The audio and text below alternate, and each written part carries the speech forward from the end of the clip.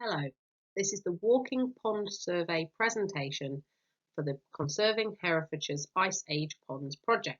My name is Beth Andrews. I work for the Hereford and Worcestershire Earth Heritage Trust as the project officer. This presentation is designed to sit alongside a full set of instructions sent out to all the volunteers who are undertaking this task. The background to this particular task is that in spring 2020, we were unable to complete our planned detailed pond surveying and training. We wanted to create a new activity so that our volunteers could keep helping us with this project. So we asked volunteers if they would be willing to look at the first edition Ordnance Survey maps. These were produced between 1883 and 1896 and are very detailed. What we were getting them to do was search within the project area for every pond they could find marked on the map, note down the grid reference, and compile great big spreadsheets. The volunteers did this brilliantly, and we found about 1,400 ponds within the project area that were marked on the first edition Ordnance Survey map, so hopefully had been around at least then and possibly a long time before, and still there today. The aim of this part of the project is to walk along public rights of way, so footpaths, bridleways, little roads, lanes, looking over hedges, and see as many of the different ponds as possible.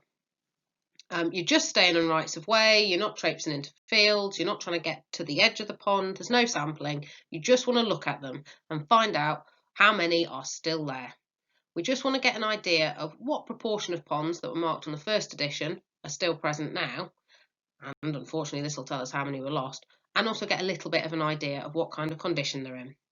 Once we've got this will provide a useful starting point for the more detailed surveys that we are hoping to undertake in spring 2021. Where are we going to get you to look at? Well, we've chosen the project area based on those parts of Western Herefordshire that have got hummocky moraine. So this is as defined by the British Geological Survey, plus some other areas which we think are very highly likely to contain Ice Age ponds. On this plan, you can see that the project area is marked with a kind of dullish green colour. What we've done is we've taken the whole project area, broken it up into grid squares. Each of these is 5 kilometres by 5 kilometres. For example, SO45 northwest or SO45 southwest. And it's within those grid squares that we have identified ponds that we'd like you to go and have a look at. Just to help you get your bearings, you can see Leominster, Hereford and Kington, just to kind of generally give you an idea of where we are in Herefordshire. So how are we going to get you to do it? We're going to get you to either select an area, possibly somewhere near where you are or somewhere you like to walk, or we'll just allocate you one if you're happy with that, and say here's a 5 kilometre by 5 kilometre grid square. What you need to do is work out which routes, footpaths, roads you can walk on that'll allow you to view as many of the little dots you can see as possible. At every one of these ponds that you see, possibly don't see, we need you to answer 7 short questions. They're ever so easy. If there's a dot on the map, but when you get there, there's no pond to look at, we still need you to answer the questions. That's just to confirm that that particular pond no longer exists. So these are the 7 easy questions, starting you off with a nice simple one, volunteer initials. The example I've got here is myself and Giles King Salter, the ecologist. We're filling in a slightly different survey form, but if the two of us were out today, I would be filling in that it's EA and GKS. This enables us to come back and check that what you've told us makes sense. Perhaps there's a grid reference and there were 2 ponds, we didn't know which one it was, or possibly we want to go, something really exciting's happened at that pond, thanks very much, here's some extra information. We're just using initials because this means that no personal data will be stored on any websites, and this particular thing isn't enough to identify people. Question 2 is pond grid reference. Although you're not going to stand right beside the ponds themselves, we'd like you to give us a 10-figure grid reference for every one and the viewpoint you have.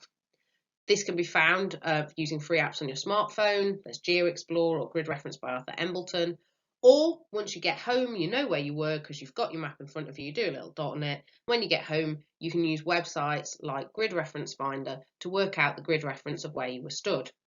Don't worry that these aren't the grid references of the pond. We're going to assume that from that point you can see a pond, and having looked around, it should hopefully be possible for us to identify which ones you're talking about at each point. Next question is the date you saw the pond. This isn't the date you submit the answers to me, it's the day you actually stood by the pond and saw it.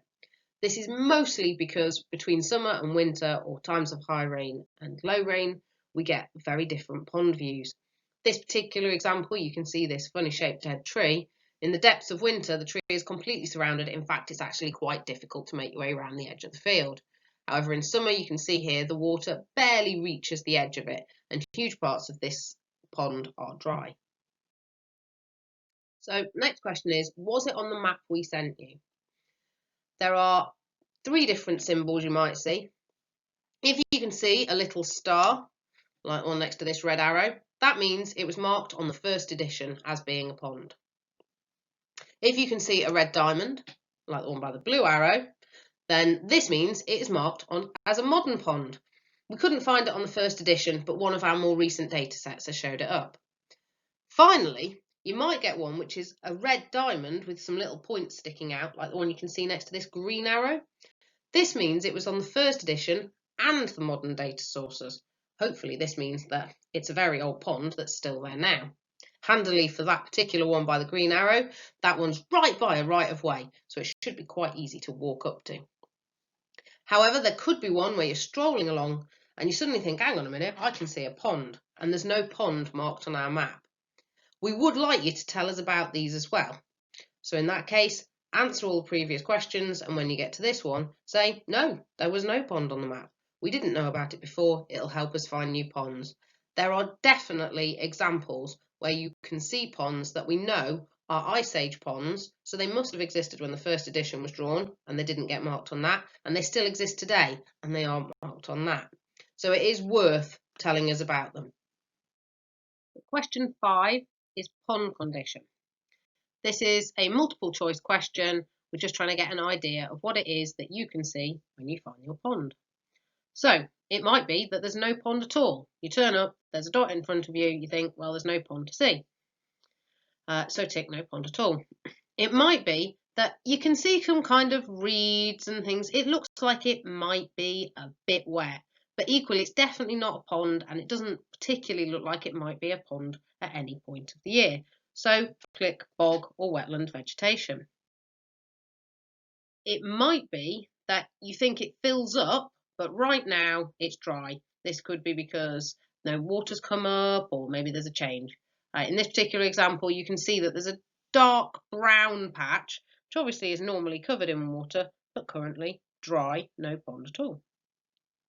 Alternatively, you might have a pond which doesn't have any obvious wetland vegetation. There's no reeds, it doesn't look boggy, but you can definitely see water at the moment.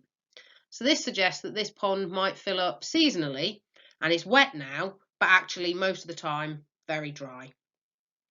So would normally just appear like grass, as you can see in the image with the cows. You might have one that you think, yeah, I think this is a pond. It looks very pondy, here all the time, can't imagine this one drying out. In which case, it's a definite pond, probably there all year. The last one is, if you get to an area, especially one that's slightly further from the footpath, and it looks like that point is where the pond we've marked is, but all you can see is a big clump of trees, that's the one you should tick. That's because it's quite possible that they've grown up around a pond and the pond is still there. Equally, they might have grown up around the pond and the pond is now dry. It means that it's worth investigating this one further if possible. Question 6 is, are there any notes? The more ponds you look at, the more likely you are to get a feel for which ones you think are Ice Age or not. But there are certain things that we're looking out for that would be useful to make a note of. The main one of these is it in an area of hummocky moraine? We're confident that the British Geological Survey has not always helpfully mapped the hummocky moraine within Herefordshire.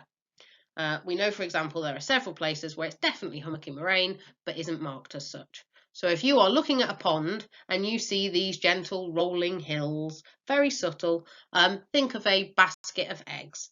It's random, but there are humps and hollows. Then it's useful to make a note that you think it's hummocky moraine. Also worth making a note is if it's been recently dug out, you can see bare earth, big piles of stuff.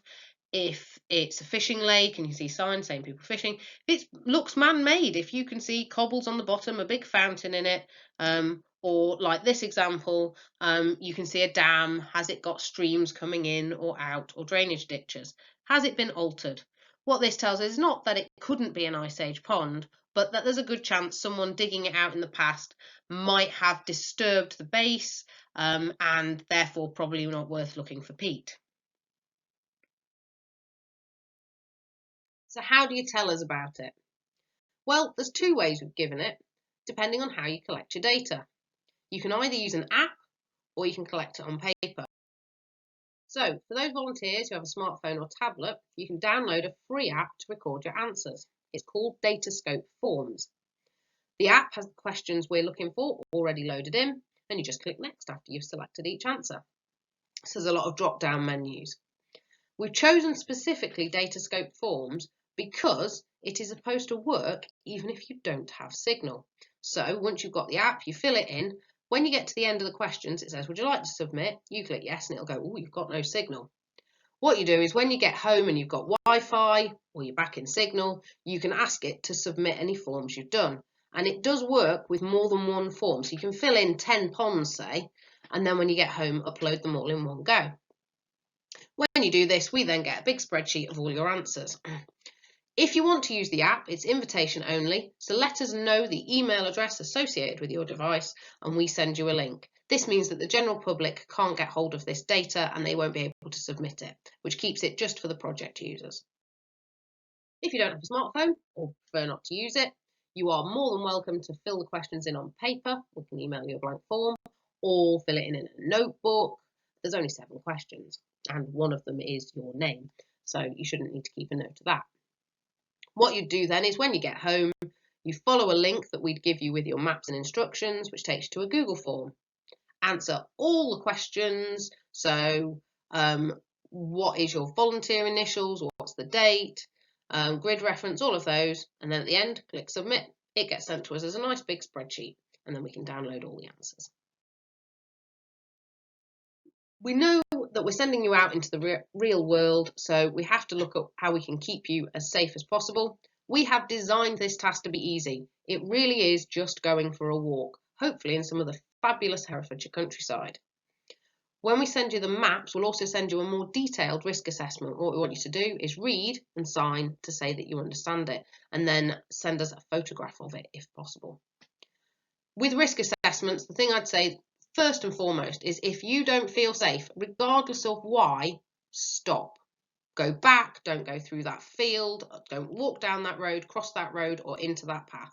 You don't have to go anywhere in particular with this.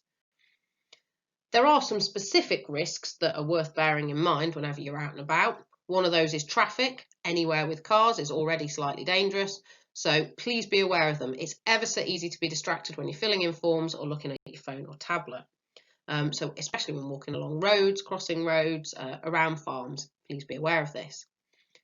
Be aware that Herefordshire is a very rural area and there's a good chance you'll end up in fields with livestock. If you're walking with a dog, this isn't a particular thing to note. We do have extra guidance for those who want to go out, although we don't have any objection to it. We say please don't go out in extreme weather. If it's absolutely hammering it down with rain, best to stay at home. It's just more fun to do it if it's a sunny day. The same goes for very high winds, snow, ice, incredibly hot sunshine, although I'm hoping the last of that has passed for this. We advise that you don't survey alone. It's a lot more fun to go out with someone else. It's a good chance for you to chat about what you can see, and it's a little bit safer. You'll need to go out with someone in your household, in your bubble, or following current government guidance on mixing with people in different households. And please follow the current guidance on wearing masks and social distancing. Remember to wash your hands and use sanitizer before eating and once you get home. And because going out on footpaths, quite often you'll come across prickly vegetation, brambles, thorns, thistles and nettles, we generally recommend long sleeves and trousers. These are also helpful to prevent ticks, bites, stings, etc. Remember that throughout this process, we are only asking you to walk along public footpaths. You're not required to try and get up close and personal to any ponds. You're not going near them, you're not surveying, there's no need to sample water. We hope that you have a really nice time walking around lovely Herefordshire countryside, exploring places you've never been, or looking at areas from a different place, and as a byproduct, recording of some ponds. Don't forget, you can complete a volunteer timesheet. Let us know how long you spent looking at ponds. This is really useful for our funders. And keep a record of any mileage getting to and from your start or end point, as this can be claimed as volunteer expenses. If you have any questions, then please do contact me on e.andrews@worc.ac.uk. Have fun and happy pond surveying!